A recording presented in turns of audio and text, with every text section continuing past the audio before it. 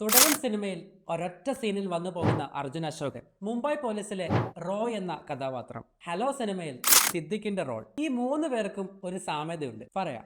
സിനിമകളിൽ ചില കഥാപാത്രങ്ങൾ, ചില ഒബ്ജക്ട്സ്, ഇവന്റ്സ്, ഇനി അതുമല്ലെങ്കിൽ ഒരു സ്പെസിഫിക് ഡയലോഗ് വരെയുണ്ട്.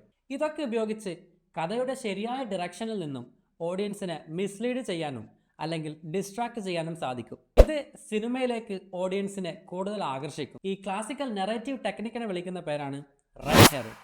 ഇവിടെ തുടരും സിനിമയിൽ യൂസ് ചെയ്തിട്ടുള്ളത് ഇറലവന്റ് ഇവന്റിന്റെ എക്സാമ്പിൾ ആണ്. സിനിമയിലെ കല്യാണം സീനുകളിൽ പല സ്ഥലങ്ങളിലും നമ്മളെ മിസ്ലീഡ് ചെയ്യാൻ വേണ്ടി ഒരുപാട് ഷോട്ടുകൾ ഇൻക്ലൂഡ് ചെയ്തിട്ടുണ്ട്.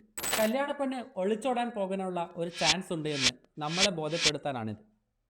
കൂടെ അർജുൻ അശോകൻ ടെൻഷൻ അടിച്ച് ഫോൺ ചെയ്യുന്നത് കൂടി കാണുമ്പോൾ നമ്മളെ കഥയിൽ നിന്നും മിസ്ലീഡ് ചെയ്യാൻ വേണ്ടി സാധിക്കും. മുംബൈ പോലീസിലെ റോ എന്ന കഥാപാത്രവും ഹലോയിലെ സിദ്ദിഖ് ചെയ്ത കഥാപാത്രവും ഇതേപോലെയാണ്.